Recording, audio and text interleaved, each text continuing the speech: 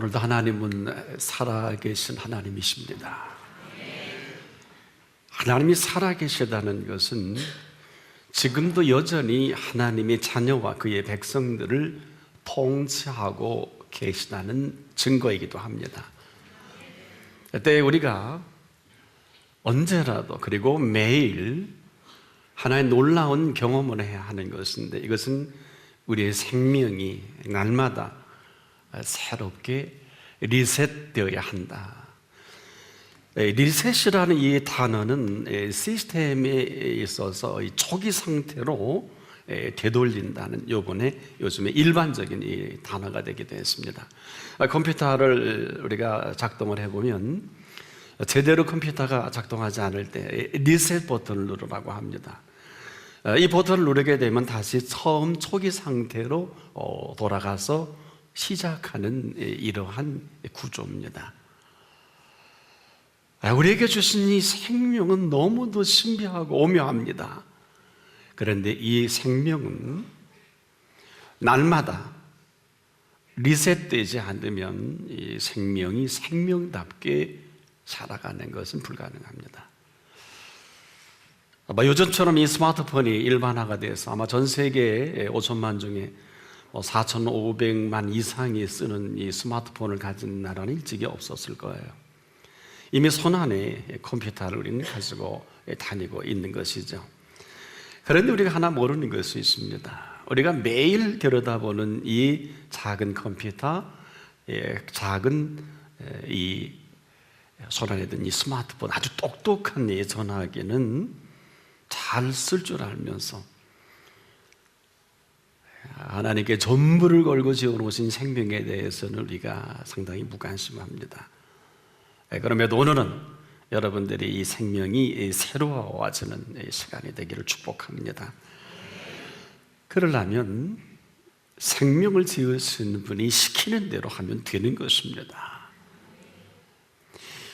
지금 우리가 가장 중요한 것을 중요하게 여기지 못한다면 우리는 결코 그분의 인도를 받을 수는 없습니다. 지금 우리가 생명을 살아가는 이 생명의 신비는요, 아무리 강조해도 지나치지 않습니다. 그리고 이것만큼은 죄송하지만 우리가 공부하거나 훈련해서 이 생명의 비밀을 알고 생명다워지는 것은 불가능해요. 이유는 생명은 유일하게 생명을 주신 분의 손길 안에서만이 가능합니다. 이 생명을 생명으로 허락하신 그분의 손길은 어떤 손길일까? 이 땅에는 정확한 표현이 없어요. 생명을 주신 그 생명의 주인만이 오늘도 생명의 모든 구조와 그리고 시스템을 잘 알 수 있어요. 유일하게 정확하게 알 수 있는 분은 우리를 지으신 분이십니다. 이 부분에 있어서만큼은 그리스도인은 그 안에서 겸손할 수 있어야 할 것입니다. 그리스도인이 아니라면 괜찮아요. 그러면서 오늘도 우리가 이 생명을 영위함에 있어서는 그분이 우리에게 허락하시는 놀라운 생명의 길이 있어요. 이 생명의 길을 찾고자 하나님의 사람 바울은 굉장한 노력을 한 사람입니다. 그런 당대에 타의 추종을 불허하는 이 철학의 스토아파의 정통입니다. 가말리엘의 문화생으로서 이 율법에 대한 해박함은 또 타의 추종을 불허합니다. 그래서 오늘 본문에 그는 성서적이면서 또한 그가 그 당대의 많은 사람들이 바라고 원하는 이 기준에 이렇게 표현합니다. 나는 8일 만에 할례를 받았다. 이것은 나면서부터 우리에게는 지금 세례를 받고 있겠습니다만은 정식으로 신앙에 입문한 이런 예식입니다. 그리고 언약이거든요. 하나님이 할례를 행하라 했기 때문에 남자의 생리적인 어떤 흐름을 얘기하는 것이 아니라 만일에 이렇게 하면 내가 이렇게 하리라, 이것이 할례거든요. 이스라엘 족속이라는 것은, 이스라엘이라 하지 않고 족속이라는 것은 하나님이 이스라엘 백성을 부르셔서 이것을 선민의식이다, chosen people이다, 하나님이 선택해 주셨다, 뭐 잘나서는 아니에요. 이런 정통성을 가지고 얘기하는, 그러면서 나는 베냐민의 지파라. 이 베냐민의 지파 중에 이스라엘 역사 속에 초대 사울 왕이 베냐민의 지파입니다. 그렇다면 나는 족통이다, 왕의 혈통이다, 이렇게 얘기할 수도 있어요. 베냐민의 지파요, 히브리인 중에 히브리인이다. 이것은 정통 히브리인의 이 정통과 신앙을 이어받은 이러한 사람을 얘기할 수 있겠거든요. 같은 히브리이지만은 히브리인이 아닌 사람도 많지 않습니까? 율법으로는 바리새인이다. 한마디로 가장 율법을 누가 잘 지켰느냐? 바리새인들이 율법으로는 겉으로는 무음합니다. 우리가 생각하는 바리새인은 여러분들이 평가절하 하는데요, 당대 바리새인들은 윤리와 도덕적으로 무음합니다. 그런데 요즘의 바리새인들은 어떨까요? 윤리와 도덕적으로 문제가 엄청 많아요. 그건 바리새인이 아니에요. 이 바리새인은 최소 학문적으로 얼마나 탁월하게 훈련이 되어 있는가 하면은요, 5살에 학문에 입문합니다. 35세 학문을 마감하니까 우리가 대학을 졸업하면 22살이고요. 석사를 하면 2년 더 하면 25대, 군대 갔다 와 27, 그리고 박사학위를 하게 되면 그 나머지 계산하면 될 것 같은데, 아마도 우리가 35살까지 학문을 하면 그 분야의 디그리는 할 수 있는 나이가 아닐까, 이렇게 볼 수 있는, 무려 30년 동안이나 학문에 정진하는, 그것도 히브리식 교육이거든요. 이러다 보니까 아주 그 생리적으로 태생 자체가 아주 인격적으로 학문과 모든 교양이 갖춰진 사람이에요. 우리가 지금 설교를 일반 하는 이런 바리새인이 아니에요. 여기서 제사장들, 사내들인 공회의원도 추천이 되고요, 정치 경제까지 다 두루 섭렵하는 이러한 준비된 사람들이에요. 많지 않죠. 그래서 어머니들은 항상 빨간 모자를 쓰고 다니는 그분들, 얘야 너도 저 라피처럼 되라, 이렇게 얘기했던 그 당시만 해도 많은 사람 추앙을 받았어요. 우리가 아는 바리새인과는 전혀 다른 것입니다. 그래서 그는 율법으로는 바리새인이라고 하는 것은 인격적으로 무음하다는 표현과도 같이 얘기할 수 있겠습니다. 그 다음에 심각한 것은 열심으로는 교회를 핍박하고, 어느 정도일까요? 예루살렘으로 가는 공문을 다 뒤져서 자기가 복이 아닌 사람 죽이기도 했고요. 대표적으로 스데반을 쳐 죽이는데 돌로 쳐 죽일 때 거기 있었단 말이에요. 옳다는 거예요. 얼마나 열심으로 교회를 핍박했는가 하면은 저놈은 죽여야 된다. 삼가 여러분도 참 조심해야 될 것은, 내가 옳다고 해서 옳은 것은 아닙니다. 오늘도 우리가 교회를 난도질하고 지도자들을 난도질할 수는 있어요.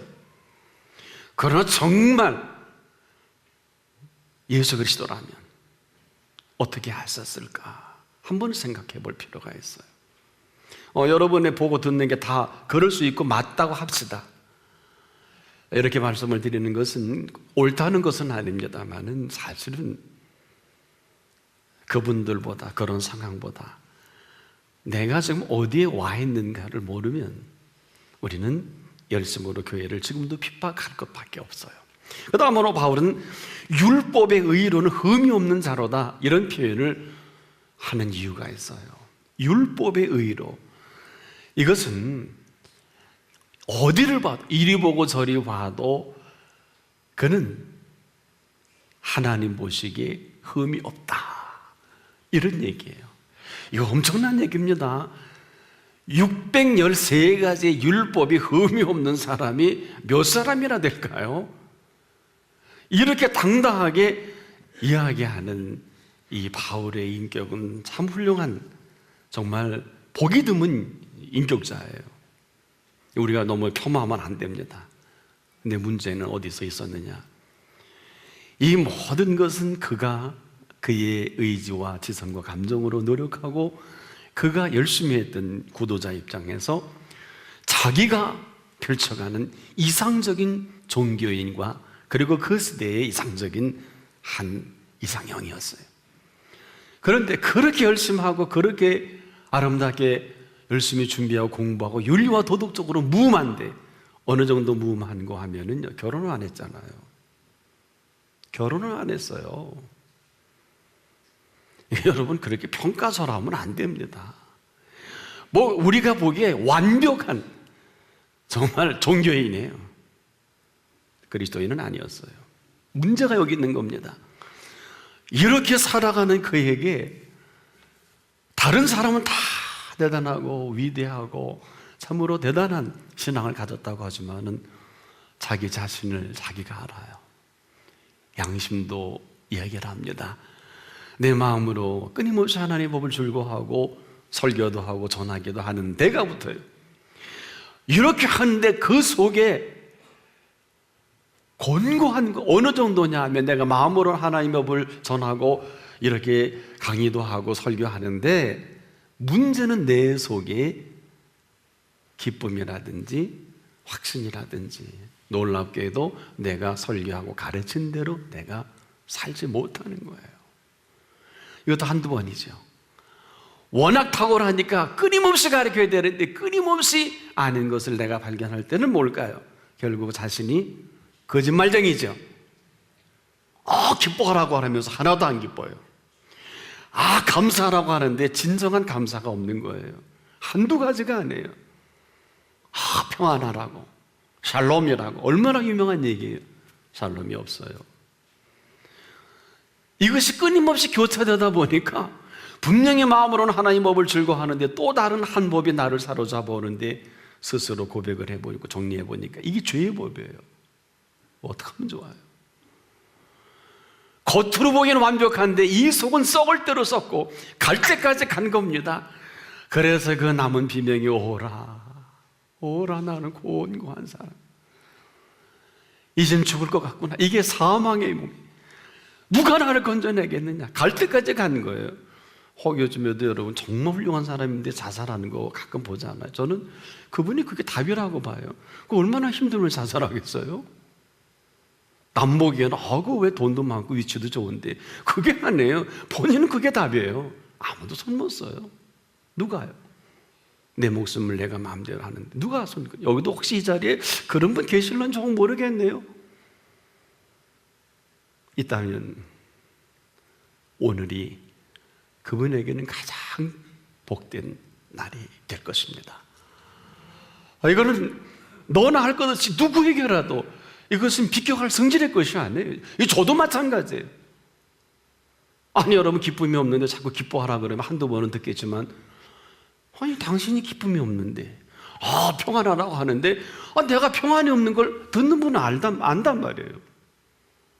며칠이나 갈 것 같아요. 아무리 열심히 해도 끝이 보이질 않아요. 왜? 다른 사람은 나를 다 훌륭하다고 하고 강의도 좋고 설교도 잘하고 결혼을 할 정도로 윤리와 도덕적으로 여러분 완벽하니 누가 그 속을 알 수 있겠어요? 안 그렇습니까? 얼마든지 훌륭한 여인도 많을 텐데 결혼도 안 한 사람이에요. 그 정도 인격이나 그 정도 위상이면 뭐가 부럽겠어요? 명예나 인격이나 학문이나 또 거기에 따라오는 부수적인 게 많이 있겠죠. 그런데 아니구나. 그러니 여러분 먹은들 마신들 움직이는 산들 무슨 낙이 있겠어요? 생명이라는 거예요. 생명을 곡해한 거예요. 생명의 원리를 외면한 거예요. 생명의 법이 어떤 것인지 전혀 알지 못하고 그는 열심히 공부하고 열심히 나름대로 기도하고 열심히 훈련했고 아마 제자 훈련되면 바울처럼 탁월한 제자 훈련에 된 사람이 없을 거예요. 트레이닝으로 사도 바울이 하나님의 사람이 되느냐 이걸 물어야 되는 거예요. 그렇다고 여러분 트레이닝이 필요 없다는 이런 얘기는 절대 아니에요. 오해하지 마십시오. 가르침이 필요 없다, 훈련이 필요, 이런 얘기는 전혀 아니에요. 본질을 얘기하는 거예요. 과연 생명이 생명되게 하기 위해서 가르침으로 가능할 것이냐 훈련으로 가능할 것이냐. 바울을 보니까 불가능해요. 이 불가능한 것을 가능하다 그러면 그 다음부터 대화가 없겠죠. 생명의 원리를 모르고 생명의 원리를 얘기했고 생명의 법칙을 모르고 생명을 살아간다는 이 사람이 결국 남은 것은 곤고함, 이게 전부일 수밖에 없겠죠. 지금도 어떠세요? 신앙생활하기 만만치 않으시죠? 병도 낫고 응답도 받고 하나님 복을 엄청 받으셨는데 대가 붙지 않습니까? 어떠세요? 내 자신을 아무도 몰라도 나는 압니다.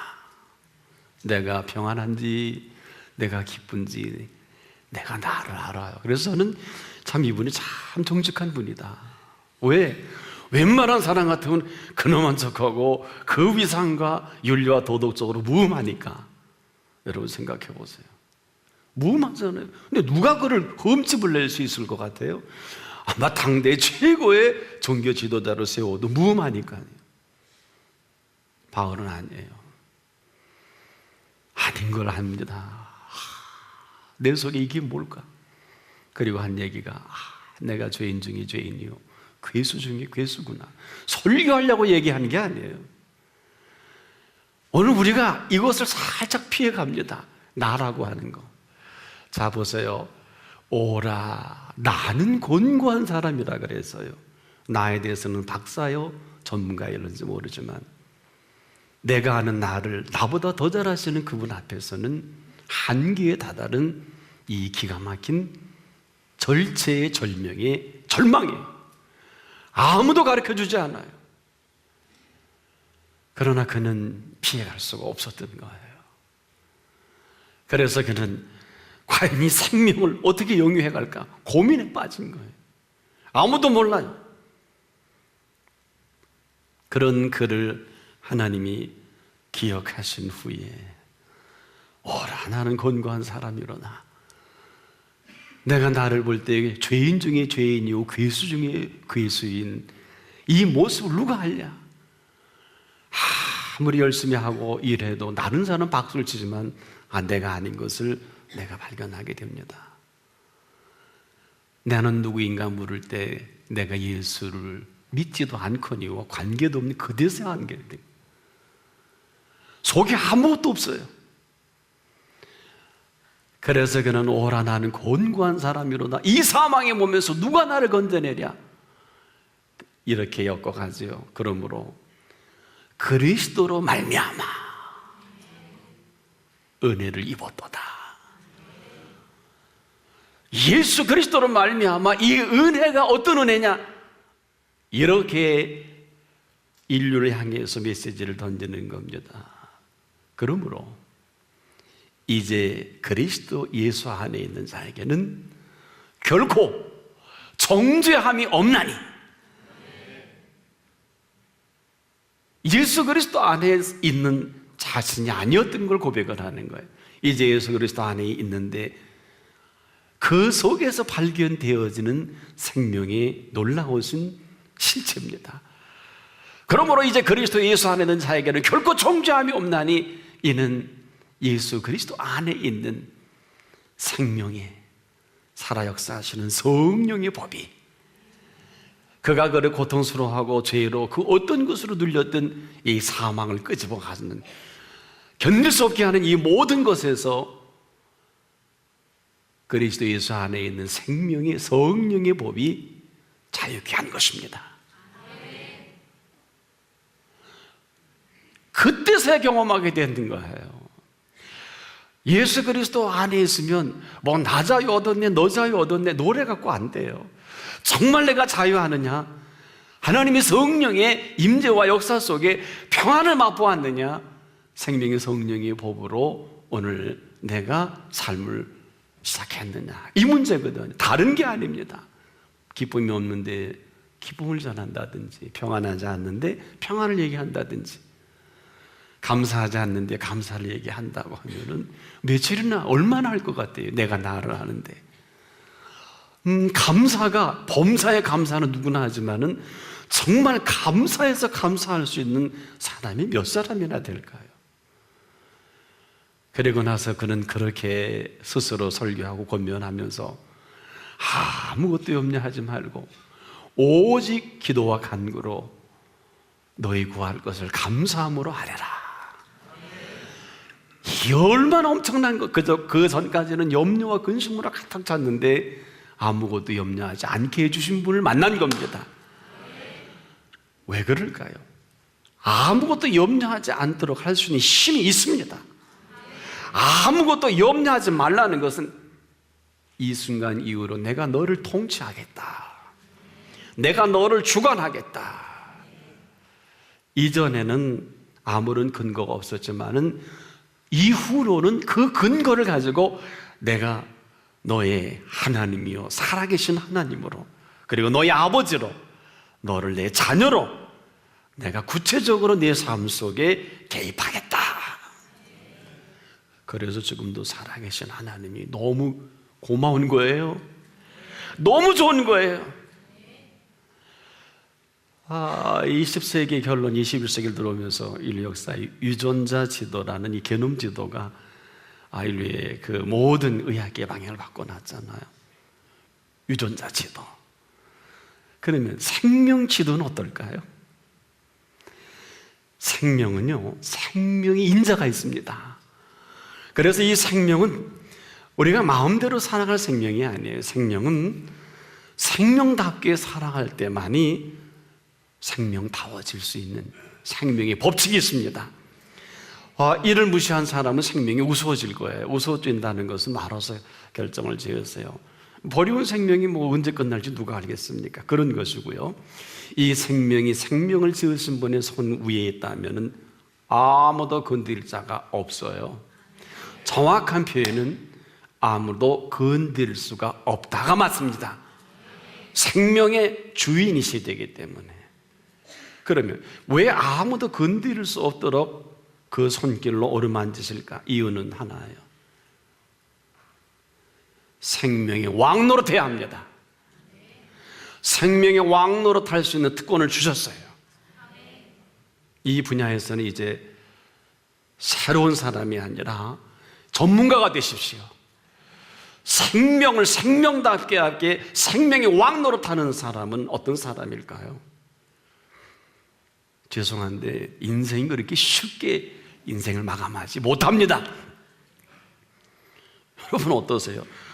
죽여도 살려내는 힘이 있어요? 망해도 회복할 수 있는 능력이 있어요? 끝나도 언제든지 시작 좀 해요. 인생의 생사의 문제가 그분의 손에 있습니다. 화와 복을 마음대로 하십니다. 흥하고 망하고 성하고 쇠하는 이 모든 것이 그분의 손길 속에 펼쳐지는 거예요.